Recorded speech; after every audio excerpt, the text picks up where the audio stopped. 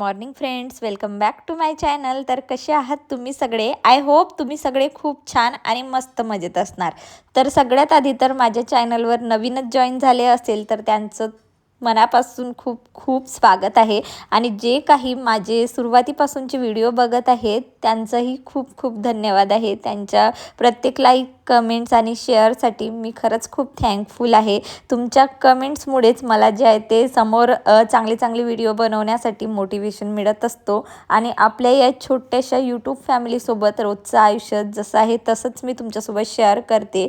So इथे काहीही perfect दाखवण्याचा प्रयत्न नसतो। घरातली रोजची कामं, छोट्या छोट्या गोष्टी, कधी थकवा तर कधी आनंद तर कधी माझी सकाळची धावपळ, जे काही असते ते मनापासून मी तुमच्यासोबत शेअर करत असते। आणि कदाचित म्हणूनच तुम्ही माझ्या प्रत्येक व्लॉगला छान इतकं प्रेम देत आहात। सो चला आजच्या दिवसाची छान अशी प्रोडक्टिव्ह सुरुवात करूया। सो बऱ्याच दिवसापासून फ्रीजची डीप क्लिनिंग करायची राहिली होती, म्हणून आज ठरवलं की आधी पूर्ण फ्रीज जो आहे तो A to Z क्लीन करून घ्यावं। त्यानंतर अजून काही घरातली क्लिनिंग आहे, थोडासा स्वतःसाठी वेळ मला काढायचा आहे। त्यातल्या त्यात सायंकाळी भाजीचं आणायचं होतं आणि सगळं काही मी आज तुमच्यासोबत शेअर करणार आहे।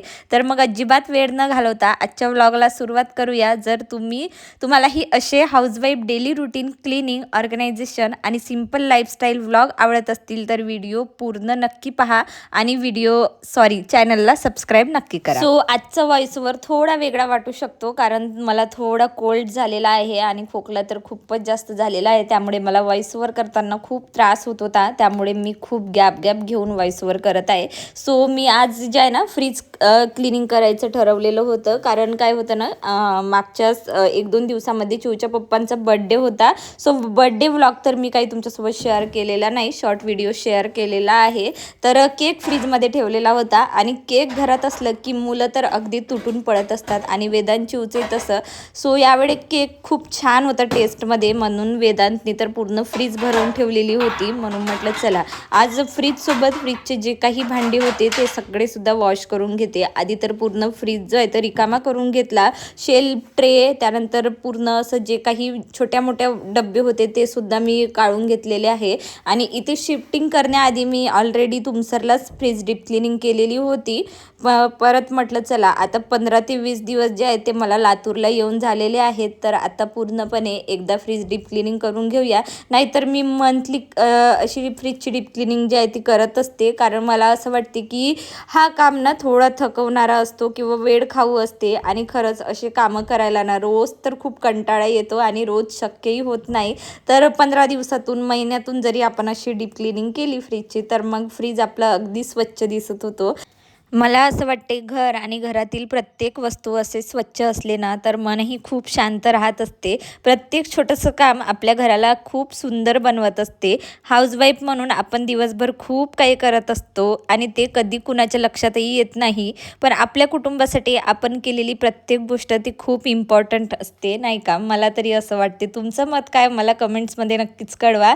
सो हे जे शक्य होते तेच मी ड्रावर काढलेले आहेत, पूर्ण काही ड्रावर काढले नाही, कारण ते मी एका कापडाने जे आहे ते पुसून घेणार आहे। आधी बाहेर ऊन छान आहे, सो आत्ता ना हार्डली फक्त 9 वाजलेले आहेत सकाळचे। म्हणजे काय झालं ना, मुलांना जसं सोडलं तसं चिऊचे पप्पा सुद्धा निघून गेलेले आहेत ऑफिसला आणि मी डायरेक्ट घरातलं कुठलाही दुसरं काम न करता आधी मी फ्रीजच्याच कामाला जे आहे ते लागलेली आहे। म्हटलं हे जर काम अंघोळीच्या आधी झाले ना तर बरं वाटते, नाहीतर मग अंघोळ झाल्यानंतर ना हे सगळे कामं करायला खरंच खूप कंटाळा येत असतो।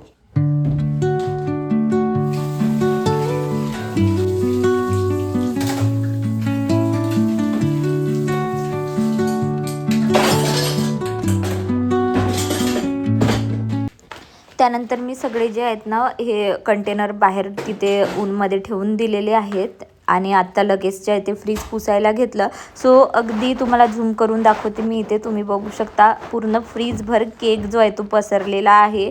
आणि खरंच आत्ता माझा अजिबात मूड नाही आहे की एक एक ट्रे काढून जे आहे ते मला आता वॉश करून घ्यायचं नाही आहे, म्हणून मी एक असं कापड घेतलेलं आहे, मायक्रोसॉफ्ट फायबरचं क्लॉथ आहे आणि अगदी त्याच्याने खूप छान असं डीप क्लीन होऊन जाते। सो प्रत्येक असं शेल्फ जे आहे ते मी अगदी डीप क्लिनिंग करून घेतलेली आहे. आता पूर्ण आतलं फ्रीज जो आहे तो क्लिनिंग झाल्यानंतर मी डोअर साईड क्लिनिंग करायला सुरू केलेली आहेत.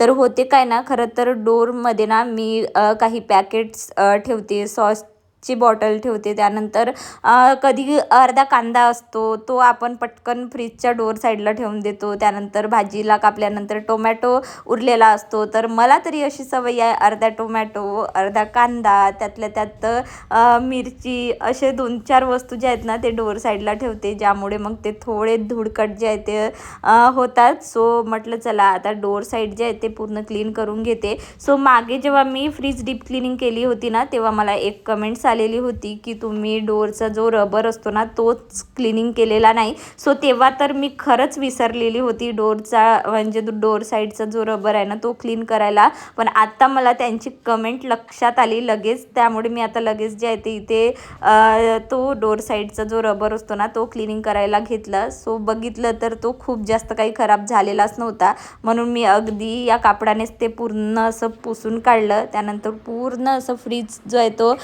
आतून बाहेरून साफ केल्यानंतर मी आलेली होती वॉशरूममध्ये. ॲक्च्युली बऱ्याच दिवस झाले या वॉशरूमही मला क्लीन करायचं होतं. त्यानंतर ही टॉयलेट सीट आहे. सो इथे ना खूपच जास्त हार्ड वॉटर आहे आणि हार्ड वॉटर असल्यामुळे ना प्रत्येक 2 दिवसानंतर मला वॉशरूम क्लीन करावं लागते. आणि म्हणजे ना तुमसरचं पाणी थोडं चांगलं होतं, एवढा हार्ड नव्हता, पण इथे खूपच जास्त हार्ड पाणी आहे, ज्यामुळे आम्हाला डायजेशनचं तर होतच आहे पण बाकी वस्तूंचा पण त्रास होत आहे. सो म्हटलं आता जो हार्पिक असतो ना, म्हणजे असे टॉयलेट सीट वगैरे जे आहे ना त्याच्यासाठी हार्पिक वापरलं की डागं वगैरे निघून जातात.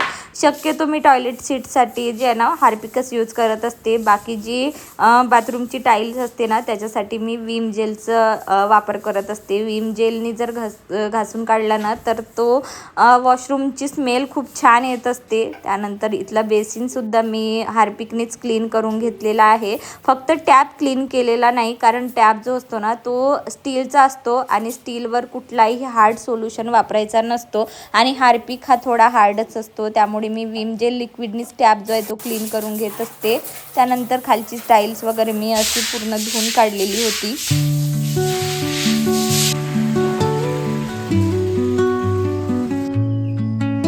त्यानंतर पटापट घरातली छोटी मोठी क्लिनिंग संपवून जे आहे मी अंघोळ करून घेतलेली आहे. आणि खरंच अंघोळ झाल्यावर खूपच जास्त फ्रेश वाटत असते, अगदी फ्रेश फिलिंग येते. आणि म्हटलं चला आता या फ्रेश फिलिंगसोबत जे आहे ना स्वतःसाठी वेळ तर बनतोच, म्हणून मी इथे बाल्कनीमध्ये येऊन शांत बसलेली आहे. कधी कधी ना काहीच न करता फक्त शांत बसणे ही खूप गरजेचं असते, मनाला थोडंसं ब्रेक मिळतो आणि मग पुन्हा समोरचं काम करण्याची जे आहे ना त्याच्यासाठी खूप एनर्जी मिळत असते. त्यानंतर मी गेलेली होती मार्केटमध्ये. मार्केटमधले काहीच मी असं शूट केलेलं नव्हतं, कारण मी मोबाईल काही सोबत नेलेला नव्हता. त्यानंतर बराच भाजीचं मला आणायचं होतं. सो मी आठवड्याचं भाजीचं पूर्ण एकाच दिवशी घेऊन येत असते. त्यानंतर मला नेहमीची सवय आहे, मी जे काही बाहेरचं भाजीचं वगैरे आणते ते मी अगदी वॉश करून फ्रीजमध्ये ठेवत असते. त्यानंतर ऑलरेडी मी फ्रीज आज क्लीन केलेला होता, म्हणून आज मला थोडंसं फ्रीजसुद्धा ऑर्गनाईज करून घ्यायचं होतं. सो जे काही मी मार्केटमधून भाजीचं आणलेलं होतं, जसं टोमॅटो, मिरची, शेंगा, म्हणजे आठवड्याभर जे काही लागते ना ते मी सगळं घेऊन आलेली होती. आता ते सगळं मी इथे वॉश करून घेते.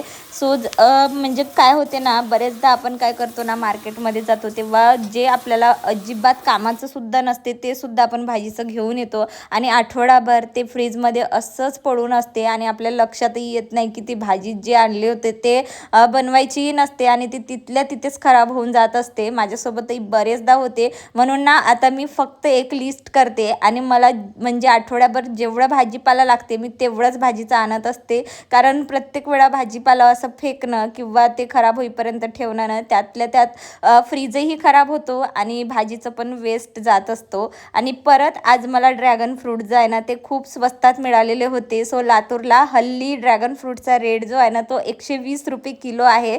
सो खरंच म्हणजे आनंद होत आहे मला, कारण मी ज्युसरला एक 80 रुपयाला घ्यायची, ज्यामुळे मला तो खूप जड जात होता. आणि ड्रॅगन फ्रूट हा माझा फेवरेट फ्रूट आहे. इथे 120 रुपये किलो असल्यामुळे मला 2 ते 3 ड्रॅगन फ्रूट जे आहे ते आरामात 1 किलोमध्ये येऊन जातात. त्यानंतर हे फ्रीजचे जे काही माझ्याकडे कंटेनर आहेत ना, त्यामध्येच मी सगळं भाजीचं असं रचून ठेवते. सो हे सगळे मी जेव्हा फ्रीज घेतली होती ना, तेव्हा फ्रीजसोबतच हे सगळे डब्बे मी मागवलेले होते, ज्यामुळे मला इथे व्यवस्थित म्हणजे ऑर्गनाईज करून ठेवता येते. आणि त्यातल्या त्यात रिकामे कंटेनरसुद्धा जे काही रिकामे होतात भाजी संपल्यानंतर, ते सुद्धा मी फ्रीजमध्येच ठेवत असते, कारण मला जिथली वस्तू तिथेच ठेवणं खरंच खूप जास्त आवडत असते. आणि अशा प्रकारे मी फ्रीज जो आहे तो पूर्ण एक एक करून ऑर्गनाईज करून घेत आहे. आणि आठवड्याच्या भाजीपाल्याची सुद्धा मला तयारी करायची होती. जसं की इथे आधी तर वरण भाताचं कुकर लावून घेते. पालक आणली होती आणि ती पालक थोडीशी खराबच होत होती, म्हणून मी अर्ध्यापेक्षा जास्त तर पालक फेकूनच दिलेली होती. पण त्या भाजीवाल्या काकूंनी मला इन्सिस्ट केलेली होती की मी 10 रुपयाला तुम्हाला 2 जुडी देतो, सो त्यामुळे तुम्ही ही पालक घेऊन जा. सो म्हटलं चला 10 रुपयामध्ये भेटत आहे तर मग का नाही घ्यायची, म्हणून मी ती पालक घेऊन घेतली. अर्धी तर मी फेकून दिली, अर्धी मी छान कट करून ना एका स्टीलच्या भांड्यामध्ये ठेवलेली आहे. कारण माझी एक फ्रेंड होती, सो तिने मला सांगितलेलं होतं की पालक वगैरे जे असते ना, पालक मेथी स्टीलच्या भांड्यामध्ये जर आपण कवर करून ठेवलं ना, किंवा झाकणी झाकून जरी फ्रीजमध्ये ठेवली ना, तरी ते आठवडाभर पालक किंवा मेथी अशी छान फ्रेश राहत असते. त्यानंतर मी इथे कुकर लावायला घेतलेला आहे. कुकरमध्ये मी डाळ आणि पालक टाकून दिली, छान मस्त वॉश करून घेतली. त्यानंतर इथेच मी मिरची टोमॅटोसुद्धा म्हणजे लगेच टाकून दिलेला आहे, कारण मग डायरेक्ट तडकाच जो आहे तो मारायचा असतो.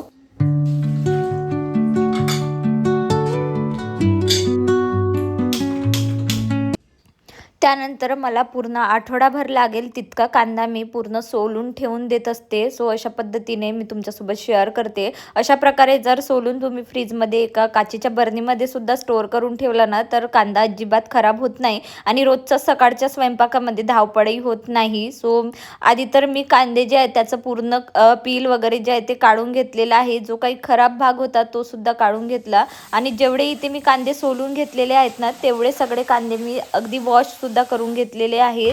सो एका इथे पातेलीत तुम्ही बघू शकता, पातेली भर पाणी मी इथे घेतलेलं आहे आणि पूर्ण कांदे असे छान वॉश करून घेतले. वॉश केल्यानंतर काय होते ना, कधी कधी कांद्याचा बाहेरचा भाग जो असतो ना, थोडा असं काळ्या कलरची डस्ट जी आहे ती लागलेली असते. सो मी ते वॉश करून घेतली. त्यानंतर एका कापडाने असे छान ड्राय होईपर्यंत पुसून काढलं. आणि या बरणी तुम्ही बघू शकता, ही काचेची बरणी आहे. तुम्ही प्लास्टिकची बरणी सुद्धा यूज करू शकता. सो त्यामध्ये मी आठवडाभर लागेल तितका कांदा जो आहे तो स्टोअर करून जे आहे ते ठेवत असते, ज्यामुळे मग मला स्वयंपाक करण्यासाठी खूप इझी जात असतो.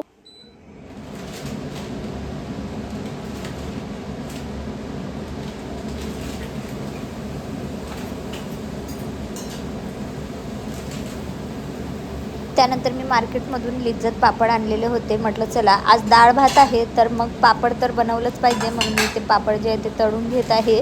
सो नेहमी आम्ही जे कात्रण पापड मिळतात ना सुरुचीचे, तेच मी तुमसरला यूज करत होती. पण आता इथे मला शॉप वगैरे काहीच तेवढे माहीत नाही, म्हणून मी आता सध्यापुरतं जे आहे ना लिज्जत पापड घेऊन आलेली आहे. आणि डीमार्टमधूनच मी साबुदाण्याचे पापडसुद्धा आणले. सो ते सगळे तळून घेतले. म्हटलं चला जेवणासोबत थोडं जेवण जो आहे तो छान म्हणजे पद्धतीने होऊन जाईल. त्यानंतर कुकर खोलायला गेली तर कुकर काही खुलतच नव्हता. मी इतका प्रयत्न केलेला होता की अक्षरशः ठोकून ठाकून बघितलं, पण तो काही खुलतच नव्हता. म्हणून मग मी ची फोडणीची तयारी वगैरे झाली होती. सो मी सगळं मग गॅस वगैरे ऑफ करून दिला. म्हटलं चला आता जे काही बाकीचे काम आहेत ते करून घेते.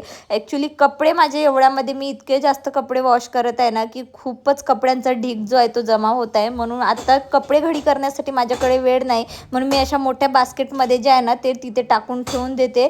त्यानंतर वेदांत आलेला होता, कारण त्याला खूप जास्त भूक लागलेली होती. सो त्याचं सुरू होतं की मम्मा भूक लागली. तर मी त्याला म्हटलं की जा कुकर खोलून दाखव, म्हणजे मग तुला लवकर जेवण मिळेल. आणि खरंच त्याने कुकर खोलून टाकलं आणि मला हे बघूनच म्हणजे बघा ना, मी जे काम नाही करू शकली त्याने एकदम असं पटकन जे आहे ते करून घेतलेला होता. त्यानंतर भाजीची फोडणी दिली. आता जे काही मी स्कार्फ वगैरे जे माझे ड्रेसेस होते ते ते मी खूप सारे वॉश केलेले होते, तर ते आता मी या बास्केटमध्ये ठेवून देते. सो तुम्हाला एक टिप्ससुद्धा देते, रोज रोज कपडे घडी करायचं जर कंटाळा येत असेल ना, तर अशी मोठी बास्केट जी आहे ते आपण घरात ठेवू शकतो. घरातल्या कोणत्याही कोपऱ्यामध्ये त्या बास्केटमध्ये कपडे ठेवून द्यायचे आणि जेव्हा आपल्याला निवांत वेळ मिळते ना, तेव्हा ते घडी करत बसायचे. चला मग मस्त जेवण तयार झालेला होता. चिवच्या पप्पाच्या बड्डेच्या दिवशी गुलाबजामुन बनवलेले होते. सो म्हटलं चला गोड सोबत आजच्या दिवसाचं एंड करूया. भेटूया पुढच्या व्लॉगमध्ये. Bye everyone.